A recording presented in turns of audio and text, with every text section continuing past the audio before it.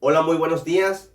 El día de hoy quisiera compartir con ustedes mi opinión, mi percepción acerca de este último libro que leí, el cual es El rastro de la sangre, Trail of Blood, del doctor J. M. Carroll, o en español, J. M. Carroll. Bueno, pues, ¿de qué trata el libro? El libro básicamente trata de la historia de la iglesia cristiana, y en específico, la historia de la iglesia bautista. ¿Quién es el autor Carroll?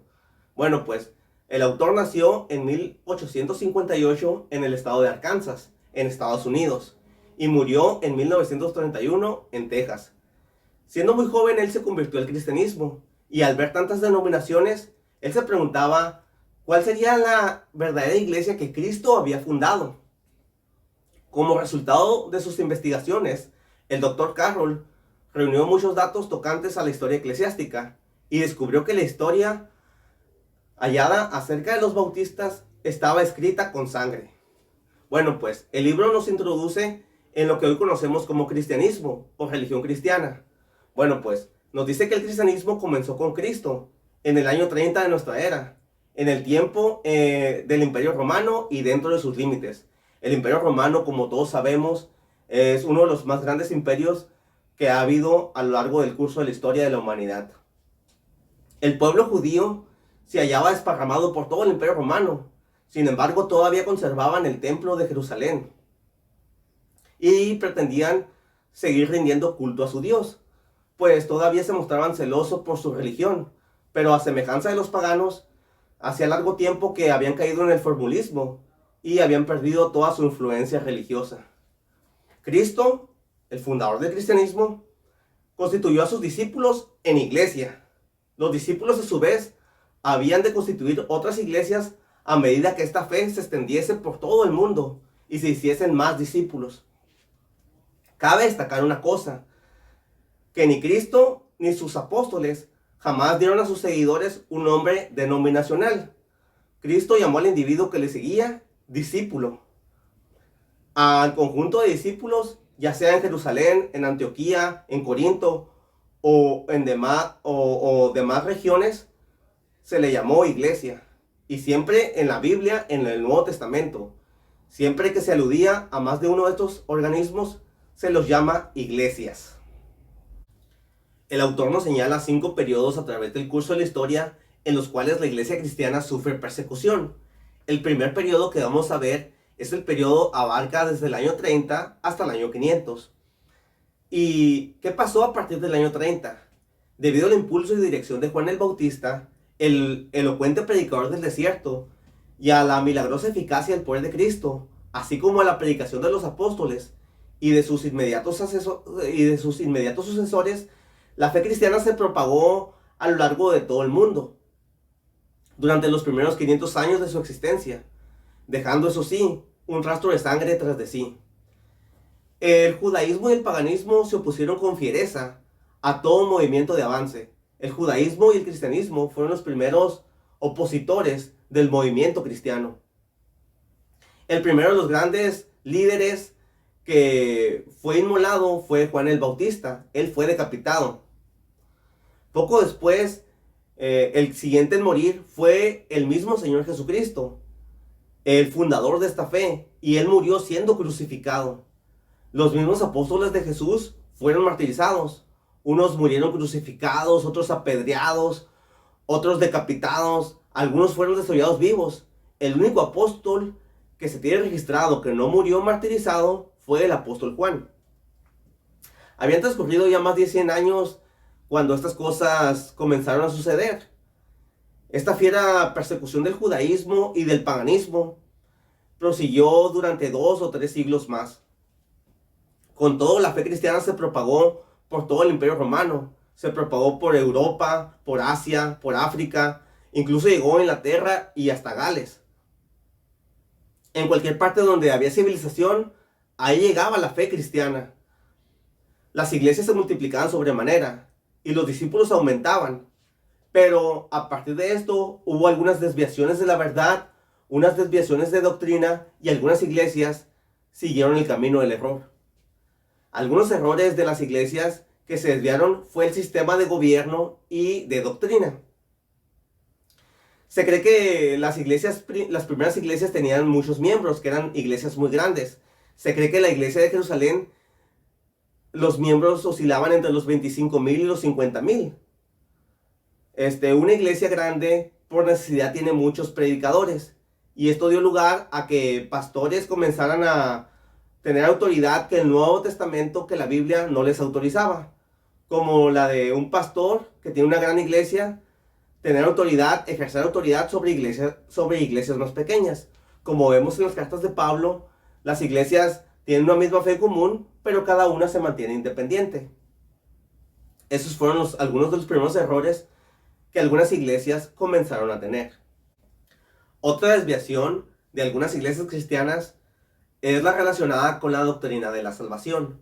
Algunas iglesias vieron el bautismo como un ordenamiento que tenía que ver con la salvación, y básicamente este es el origen del bautismo infantil. Cabe destacar que estos cambios se realizaron paulatinamente y nunca se realizaron en todas las iglesias.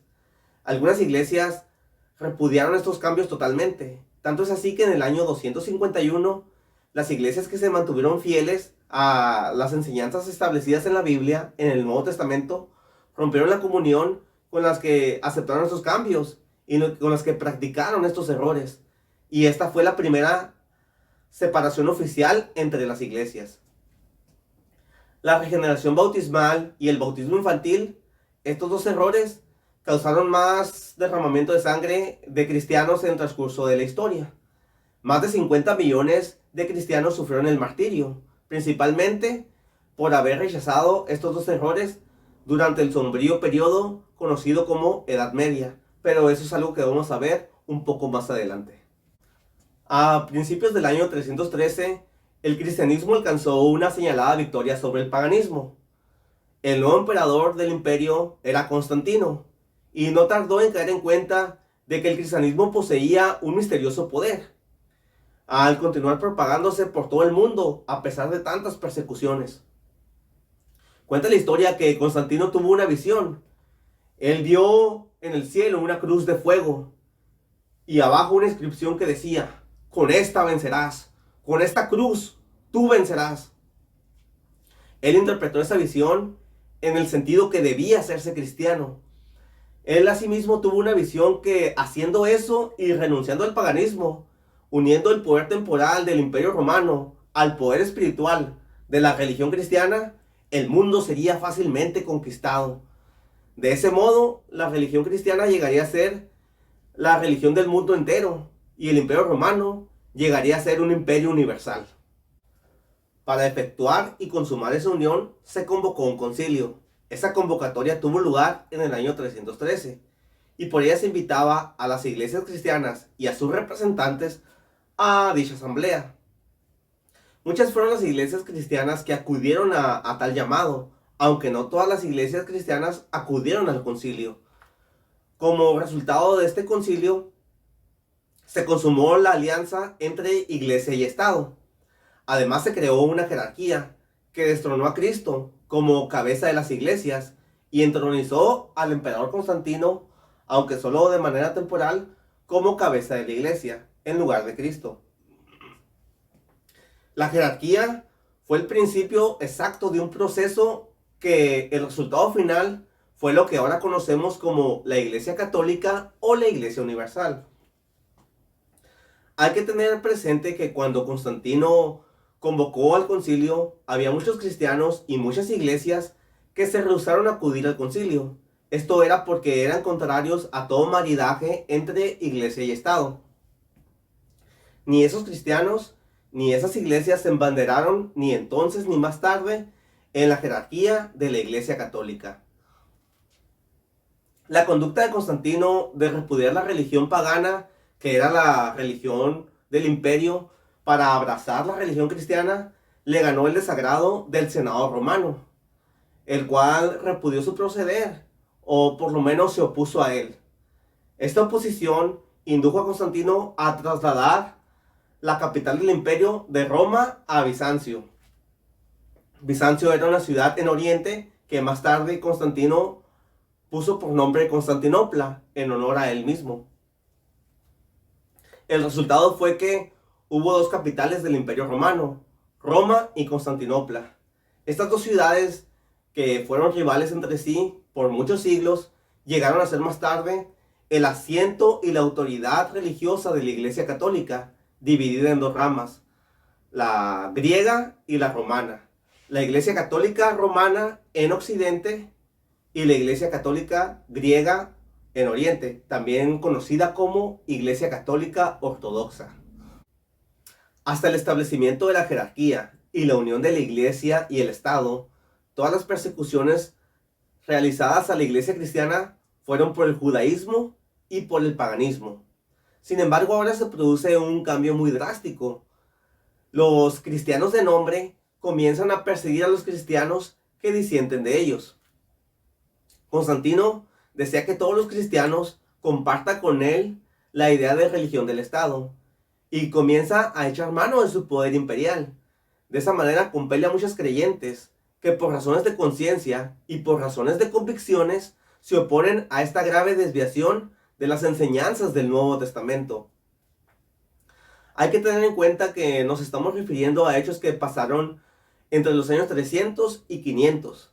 La jerarquía establecida bajo la dirección de Constantino se transformó rápidamente en lo que ahora se conoce como la Iglesia Católica. Esta recién transformada iglesia ya no es un elemento de carácter ejecutivo que cumple las leyes del Nuevo Testamento, sino que comenzó a asumir un carácter legislativo. Una de las primeras disposiciones legislativas fue el establecimiento por ley del bautismo infantil. El bautismo infantil se hizo obligatorio y esto sucedió en el año 416. Como consecuencia de esta nueva doctrina y esta nueva ley, estas extraviadas iglesias pronto se llenaron de miembros inconversos y cualquier parecido con la actualidad es mera coincidencia. Obviamente los creyentes y las iglesias leales rechazaron esta nueva ley, pues para ellos la única ley válida era la del bautismo de creyentes, por ser el único bautismo neotestamentario. Y no solamente rehusaron bautizar a sus hijos, sino que rehusaron el bautismo administrado por las iglesias de esta organización. Fue a partir de ese momento cuando se les negó el nombre de cristianos a los que integraban las iglesias leales que rehusaban estos nuevos errores y estas nuevas doctrinas. Y es más, no solamente fueron despojados de ese nombre, sino que se les empezó a llamar por otros nombres, se les empezó a llamar por apodos. Se les puso montañistas, tertulianistas, novacianos, petrobrucianos, y a causa de su práctica de rebautizar a los que habían sido bautizados en la infancia, muchos fueron denominados anabaptistas. En el año 426, 10 años después de que se estableció por ley el bautismo infantil, comenzó el periodo conocido como Edad Media. 10 siglos a partir de allí, el rastro del cristianismo leal se haya regado por su misma sangre. Fue a principios de la Edad Media cuando comenzó el papado en la persona de León XI del año 440 al año 461. El segundo periodo que el autor nos marca en el libro es el periodo conocido como la Edad Media, o también conocida como el oscurantismo. Durante la Edad Media o oscurantismo, las persecuciones de la Iglesia Católica Romana fueron crueles y continuas. En esta etapa de la historia se celebraron varios concilios, y estos eran convocados por los emperadores. Estos primeros concilios fueron celebrados en Oriente, es decir, por iglesias griegas, iglesias católicas ortodoxas. Cabe destacar que también asistieron a ellos representantes de la Iglesia Católica Romana, y el primer concilio fue celebrado en Nicea en el año 325. En el año 451 se celebró el concilio de Calcedonia, convocado por el emperador Marciano. En este concilio fue promulgada la doctrina de lo que ahora se conoce como Mariolatría, es decir, el culto a María. María, la madre de Jesús. Al principio esta doctrina causó mucha agitación, pues muchos se opusieron a ella. Con todo, esta doctrina acaba por imponerse como doctrina o dogma permanente en la Iglesia Católica. ¿Qué dijeron en el concilio de Calcedonia? Bueno, creo que Jesús no es suficiente. Jesús para llegar a Dios el Padre. Vamos a poner a María como intercesora.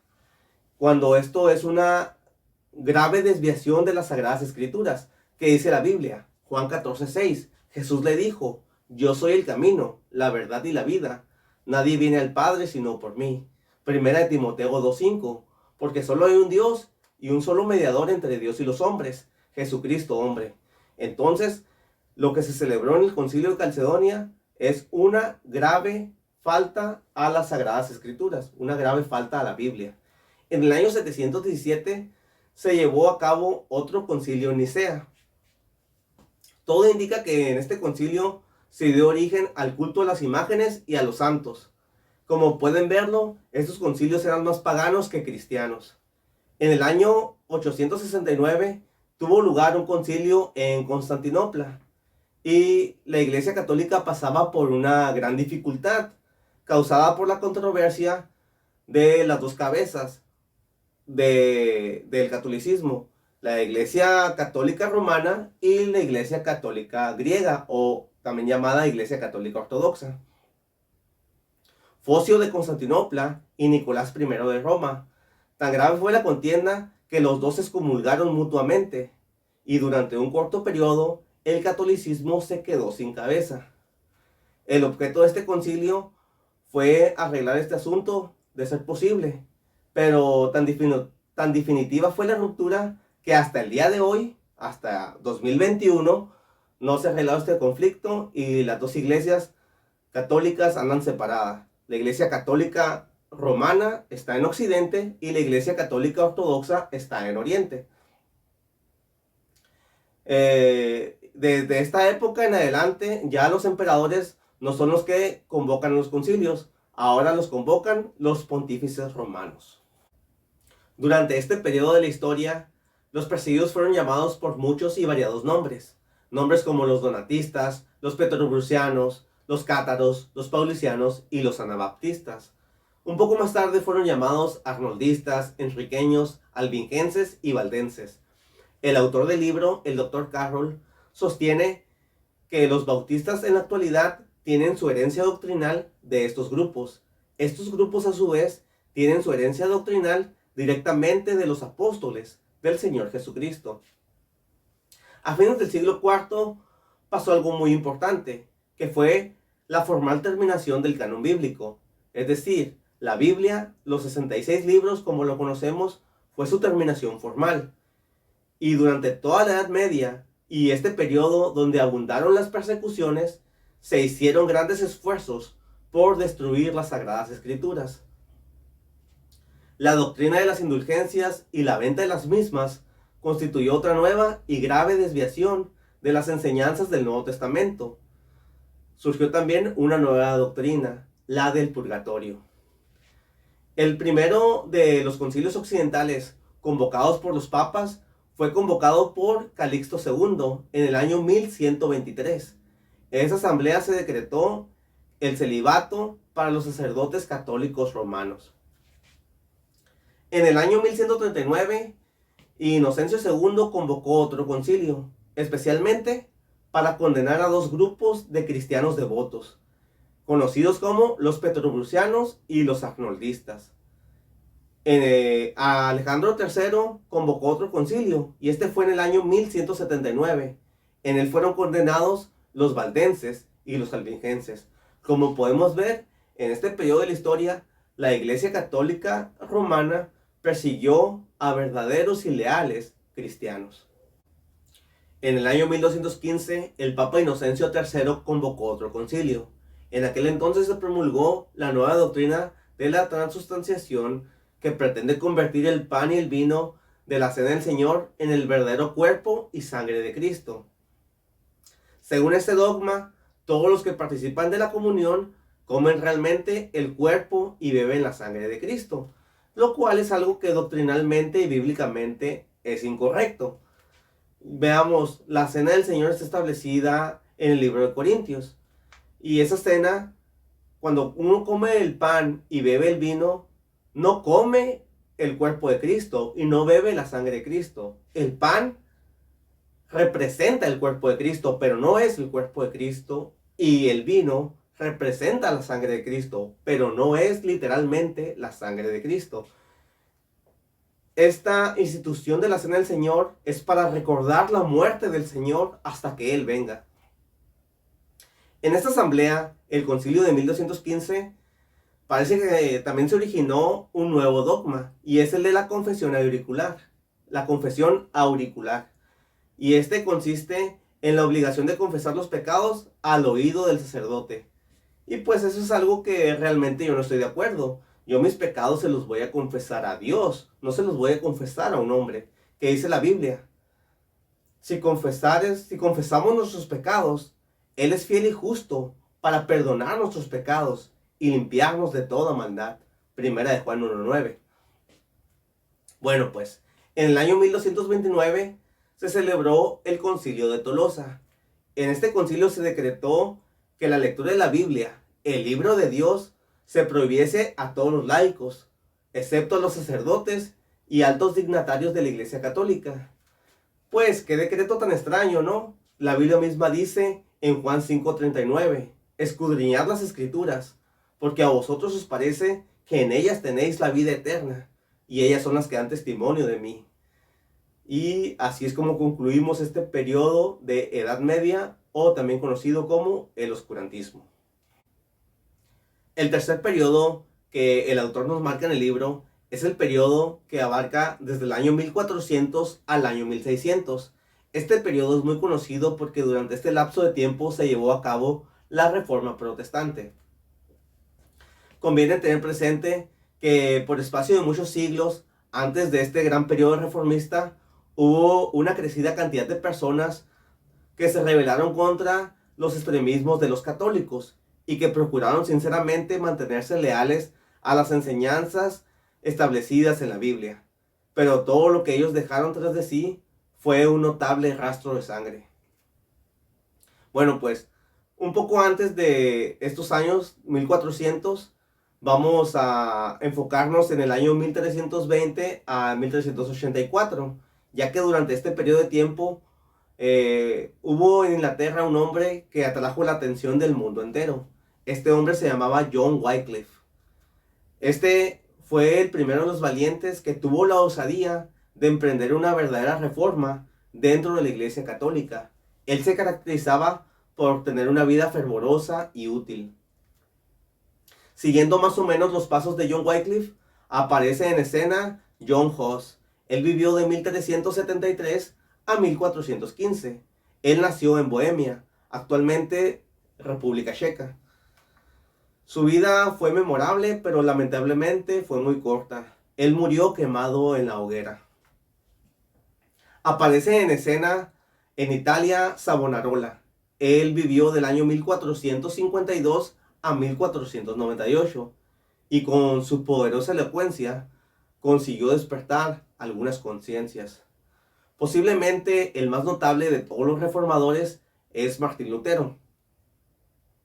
Él vivió en los siglos XV y XVI, entre los años 1483 y 1546. Después de librar grandes batallas contra los jerarcas del catolicismo, Lutero y otros alemanes prominentes, en el año 1530 aproximadamente, fundaron una institución cristiana enteramente nueva, conocida como la Iglesia Luterana. Esta iglesia pronto se convirtió en la Iglesia de Alemania. Fue esta la primera de las nuevas fundaciones salidas directamente de Roma, que rompieron con todo compromiso y fidelidad y obediencia a la que ellos llamaban la Iglesia Madre. Otro de los grandes reformadores fue Juan Calvino. Él vivió de 1509 a 1564, y aunque era francés, el teatro de sus operaciones fue Suiza. Calvino es el fundador de la Iglesia Presbiteriana. Hubo muchos reformadores en este lapso de tiempo. Sin embargo, el autor piensa que los reformadores más importantes son John Wycliffe, John Huss, Savonarola, Zwinglio, Lutero y Calvino. Estos reformadores acaudillaron las fuerzas de la Reforma en las batallas contra el catolicismo y lo golpearon muy duro hasta hacerlo trastabillar. Durante este mismo periodo de tiempo surgió otra denominación, y esto fue en Inglaterra. Su origen no se debió tanto a la Reforma, aunque la Reforma facilitó su aparición. Hubo una ruptura o división en las filas católicas. La división a la que nos referimos es más o menos de esta manera. Enrique VIII de Inglaterra se había casado con Catalina de Aragón, pero poco tiempo después se enamoró de Ana Bolena. Por esta causa, quiso divorciarse de Catalina para casarse con Ana, pero por aquel entonces no era nada fácil conseguir un divorcio.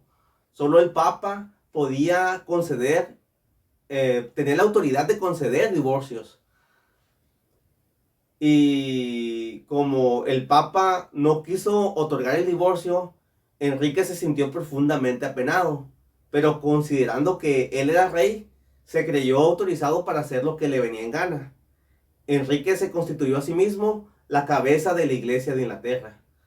Y este fue el origen de esta nueva iglesia. Eso pasó de 1534 a 1535. Por el momento, ningún cambio de doctrina se hizo. Todo se redujo a desconocer la autoridad del Papa. De esta manera, a finales del siglo XVI, había 5 iglesias sostenidas por el Estado: la Iglesia Ortodoxa griega, la Iglesia Católica Romana, la Iglesia Anglicana, la Luterana y la de Escocia, conocida como Iglesia Presbiteriana. Todas ellas se mostraron implacables en su odio y persecución contra los llamados anabaptistas, los valdenses y demás disidentes que no habían tenido jamás relación alguna con los católicos. Otra vez la historia se repite: cristianos persiguiendo a cristianos. El cuarto periodo que el autor nos habla en el libro, ese periodo abarca los siglos XVII, XVIII y XIX. En 1611 apareció la versión inglesa de la Biblia del Rey Jaime, la famosa versión King James. Hasta entonces nunca se había proporcionado al pueblo la palabra de Dios con tanta amplitud.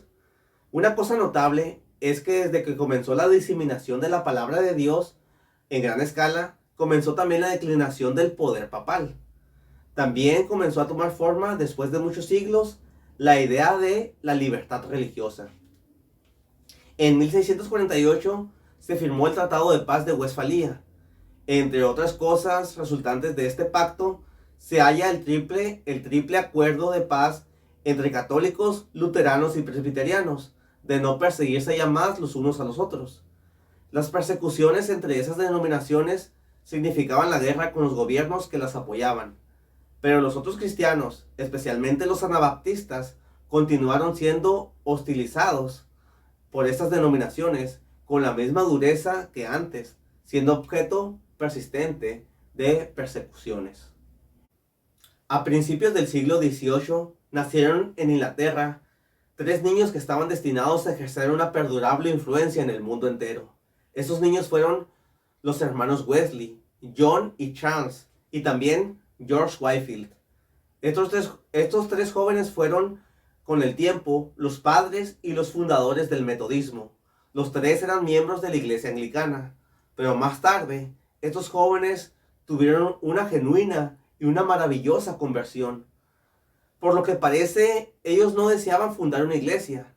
Lo que más bien deseaban fue un gran avivamiento de la religión en toda su pureza y una reforma en la iglesia de Inglaterra. Ellos procuraron con ahínco un avivamiento en Inglaterra y en América. El quinto periodo que el autor nos marca en el libro abarca desde los siglos XVII en adelante. Este quinto periodo, el autor lo denomina la religión en los Estados Unidos.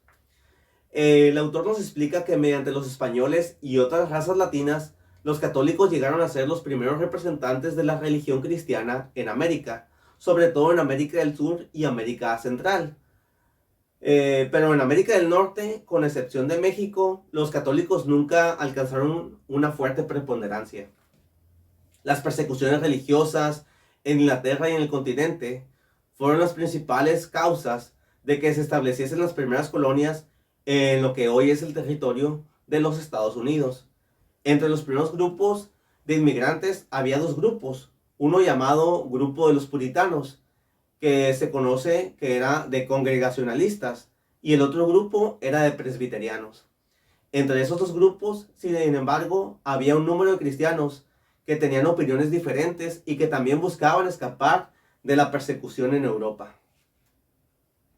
Estos refugiados congregacionalistas y presbiterianos fundaron distintas colonias y en ellas establecieron sin tardanza, con fuerza de ley, sus peculiares creencias religiosas.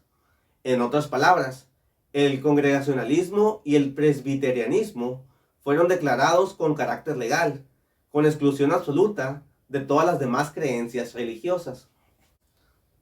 Entre los que emigraron a América había muchos bautistas dispersos, llamados todavía por algunos anabaptistas. Es probable que en cada barco destinado a América se encontrasen algunos, pero en general llegaban al Nuevo Mundo en pequeños grupos.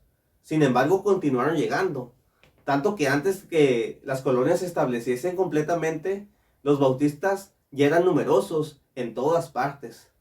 Pero muy pronto comenzaron a sentir la mano dura de las tres iglesias del estado, de la iglesia anglicana, la iglesia congregacionalista y la iglesia presbiteriana. Por el simple hecho de predicar el evangelio y rehusar bautizar a sus hijos, oponerse al bautismo infantil y otras cosas inaceptables para sus conciencias y para sus convicciones, eran arrestados, encarcelados, multados, azotados y expulsados, y sus propiedades eran confiscadas. Y sí, todo eso pasó en América. Debido a esta situación, hombres como Roger Williams y John Clark, que era un predicador bautista, juntamente con otros, decidieron fundar una colonia para ellos, habiendo hallado una pequeña extensión de tierra que ninguna de las otras colonias reclamaba como suya. Se establecieron en ella. Esa colonia es la que ahora se conoce como Rhode Island. Esto ocurrió en 1638, pero hasta en 1663 pudieron obtener la autorización real. Así fue que en 1663 la colonia de Rhode Island quedó convertida en legal institución real y los bautistas pudieron darse su propia constitución. Escrita esta constitución atrajo la atención del mundo entero, por ser la primera que consignaba la libertad religiosa. Rhode Island, la primera colonia establecida por un grupo de bautistas, después de 12 años de gestionar el permiso para constituirla legalmente, fue el primer lugar en la tierra donde la libertad religiosa fue convertida en ley del país. Fuera de Rhode Island, la libertad religiosa en otras partes se fue implantando lenta y paulatinamente. El Congreso declaró en 1791 que la primera enmienda de la Constitución que concede la libertad religiosa a todos los ciudadanos estaba en vigor, y este privilegio se debe a los bautistas. Ya para terminar, podemos observar que durante los periodos de la Edad Media o del oscurantismo, hubo muchos cristianos y muchas iglesias separadas e independientes, algunas de las cuales su origen se remonta hasta los tiempos apostólicos. Estas iglesias nunca tuvieron relación alguna con la iglesia católica. Tales cristianos y tales iglesias siempre rechazaron y siempre repudiaron completamente las doctrinas católicas. Estos hechos están atestados por datos históricos fidedignos. Estos cristianos fueron objeto de una implacable persecución. La historia demuestra que durante los 12 siglos aproximadamente que duró la Edad Media, comenzando con el año 426, hubo alrededor de 50 millones de cristianos que sufrieron martirio. En esa misma forma, a manos de muchos crueles perseguidores, murieron muchísimos millares más en los siglos que precedieron y siguieron a la Edad Media. Durante estos tiempos tenebrosos, esos creyentes eran designados con diferentes nombres, los cuales se los otorgaban sus enemigos. Pero en medio de tanta diversidad de nombres, había un especial, o más bien una designación, que se adhería a algunos de estos cristianos a través de la edad del oscurantismo. Esta designación era anabaptista y más adelante bautista. Bueno, pues con esto concluyo lo que es mi opinión acerca de este libro. La verdad es un gran libro. Voy a dejar en la descripción del video el link para que si ustedes lo quieren leer, vayan a leerlo. El libro también tiene referencias de enciclopedias y libros donde el autor se basó para hacer esta investigación. La verdad, si les gusta el video, pues denle un like. Y si no les gusta el video, comenten qué no les pareció. Si ustedes tienen una diferente historia acerca de, o una diferente verdad acerca de la historia del cristianismo, le animo a que haga su video y con gusto lo miraré. De mi parte es todo. Dios les bendiga. Saludos y bendiciones. Ánimo.